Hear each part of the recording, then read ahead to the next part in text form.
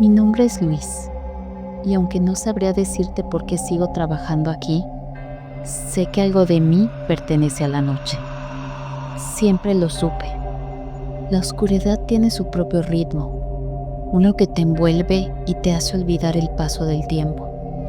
Quizás por eso llevo más de 10 años siendo el velador de un hospital viejo, ese que todos en la ciudad conocen, pero que pocos se atreven a visitar cuando llega la noche. El edificio es un monstruo de concreto. Sus pasillos parecían intestinos que se retuercen, y cada habitación guarda un pedazo de historia que nadie quiere recordar. Aquella noche, el aire estaba más pesado que de costumbre. Desde que crucé la entrada, supe que algo no andaba bien. El reloj marcaba las 11:30. Encendí mi linterna y empecé a hacer mi recorrido habitual. La primera parada fue el ala 102. Ese pasillo siempre me daba mala espina. Los demás veladores evitaban pasar por ahí. Decían que los sensores de movimiento se activaban solos, que las cámaras se quedaban estáticas por minutos. Pero yo no creo en supersticiones, o eso era lo que yo me decía a mí mismo. Al llegar ahí, sentí el aire frío, y entonces la escuché. Una respiración corta, irregular, proveniente del final del pasillo. Caminé despacio intentando no hacer ruido, pero mis botas parecían más pesadas que nunca. Las luces parpadearon varias veces, y entre los destellos algo se movió. Una sombra alta, delgada, cruzó de una habitación a otra. Pensé que era algún paciente desorientado, pero cuando me acerqué, la puerta estaba cerrada con llave desde adentro. Toqué la puerta y solo hubo silencio. Metí la llave para abrirla y la habitación estaba vacía, pero la cama tenía las sábanas arrugadas como si alguien acabara de levantarse. El monitor de signos vitales parpadeaba sin estar conectado a nada, y en la pared, con un marcador seco, alguien había escrito una palabra: quédate. Pasé saliva, no sabía si debía reír o salir corriendo, y entonces lo sentí. Un sonido detrás de mí. Algo cayó, giré la linterna y una camilla se movía sola, avanzando lentamente hacia mí. Las ruedas rechinaban en el piso. Retrocedí, pero al hacerlo, el monitor del corazón se encendió por sí solo y comenzó a sonar. El aire se cortó y en el reflejo del vidrio detrás de mí vi una figura alta, inmóvil, con una bata blanca y la cabeza agachada. No podía verle el rostro. Me quedé paralizado. El reflejo levantó la cabeza lentamente, y donde deberían estar los ojos, solo había 2 huecos oscuros, profundos, como pozos. La figura dio un paso hacia adelante, pero cuando me giré, no había nada. Solo la cama vacía, el monitor apagado y el eco de mi respiración. Decidí volver a la sala de control, pero mientras avanzaba, noté algo más. El hospital ya no sonaba igual. Los ruidos comunes habían desaparecido. Lo único que se escuchaba era un zumbido constante. Al llegar al control, encendí las pantallas. Las cámaras mostraban pasillos vacíos, pero en la esquina de una de ellas vi algo. Una silueta parada justo donde había estado la habitación 102. Una mancha negra, apenas visible entre la estática. Y entonces algo empezó a suceder. Una a una las cámaras se apagaron.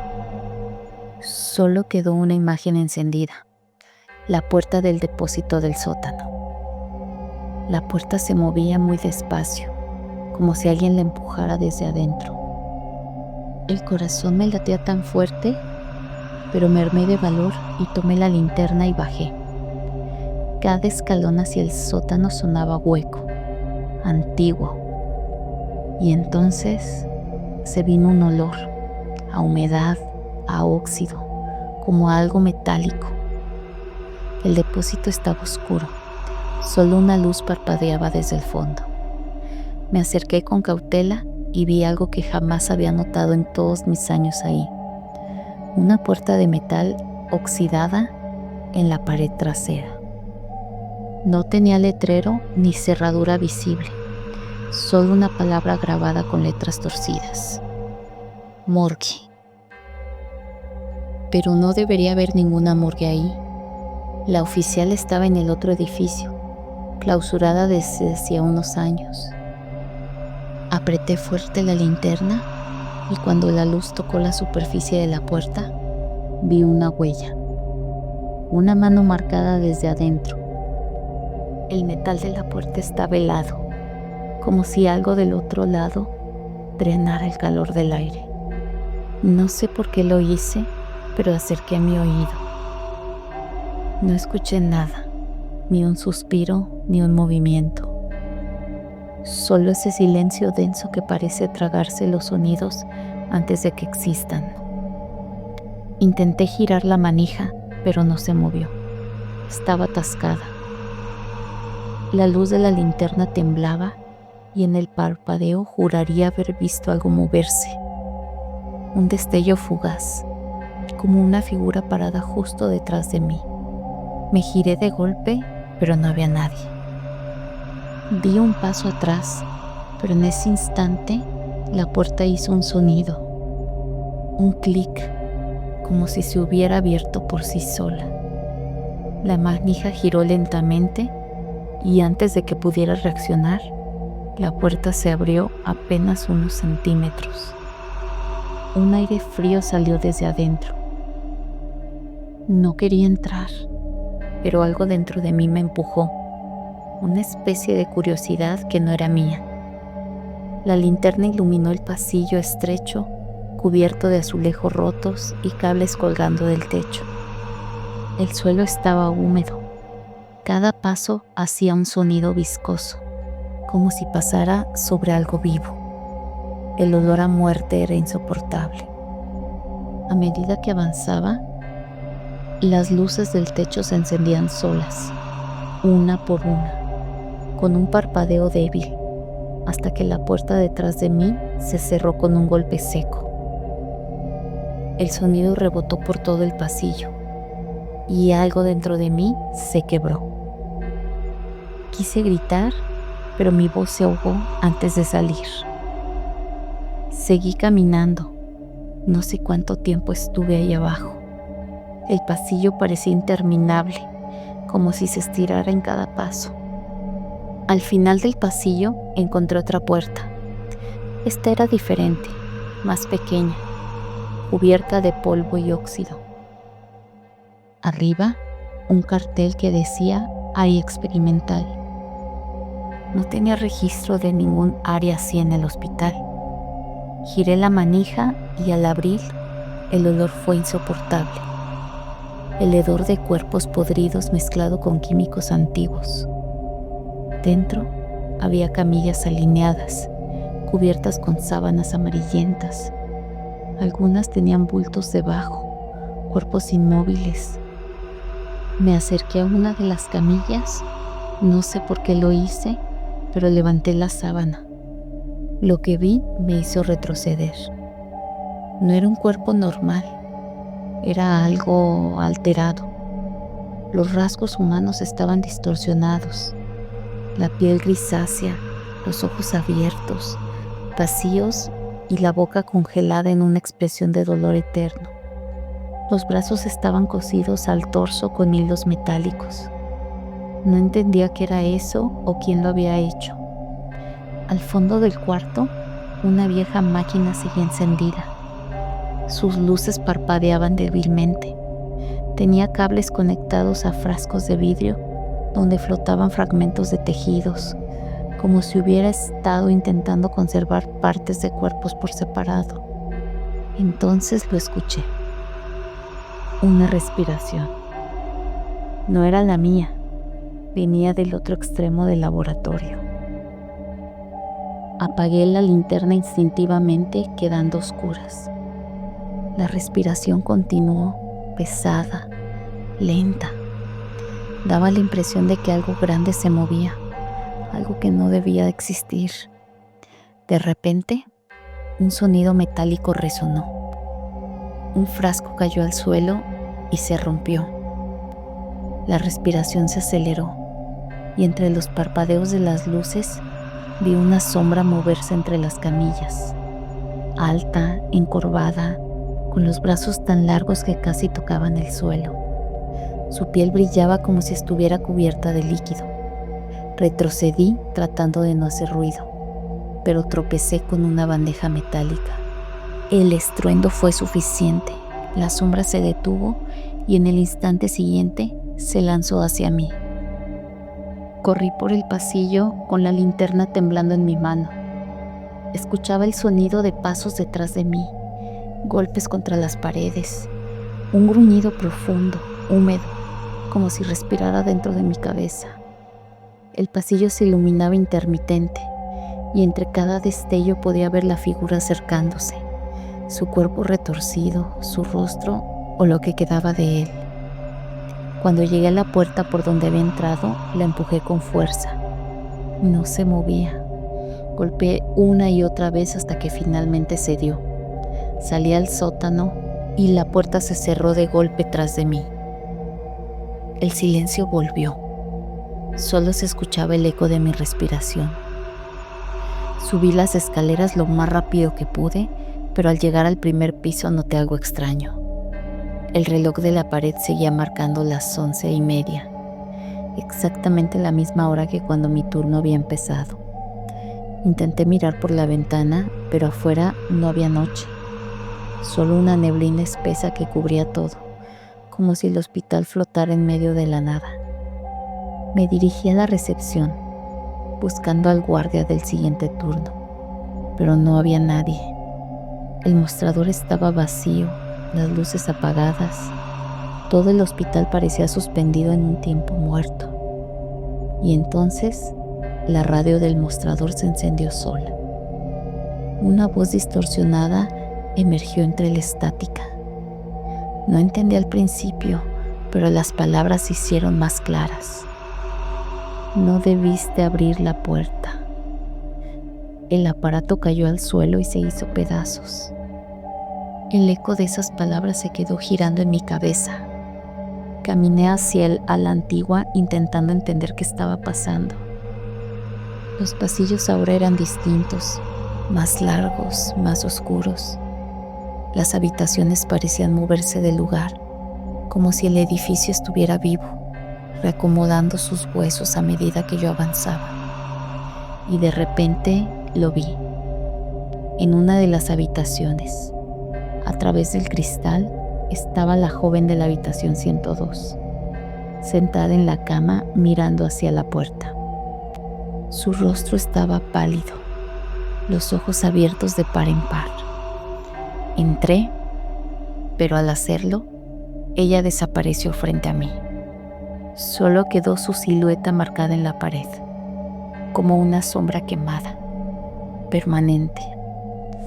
Me temblaron las manos y entonces comprendí algo. Ella no era una víctima, era parte de lo que estaba atrapado ahí.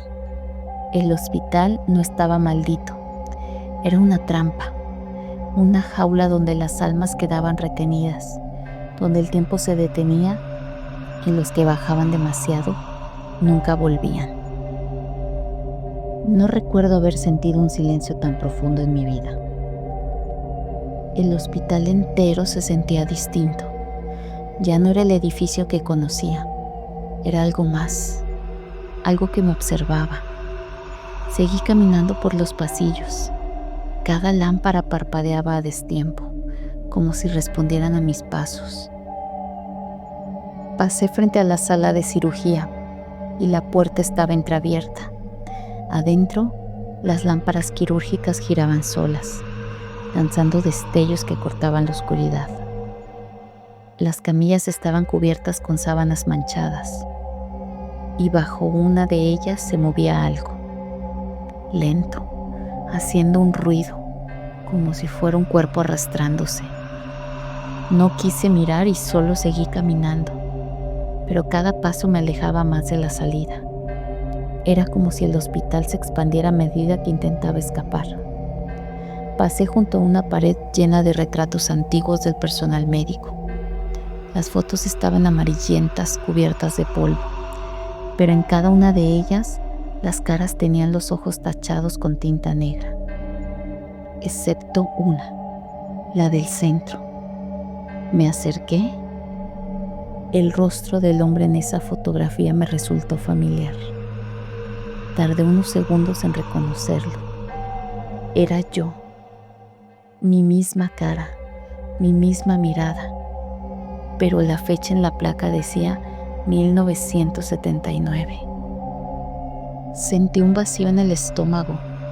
Retrocedí, no entendía nada.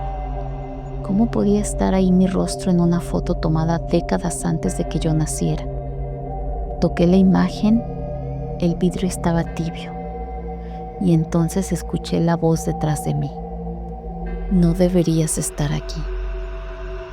No era una voz humana, era la misma que había escuchado en el sótano, profunda, distorsionada. Me giré y ahí estaba la figura.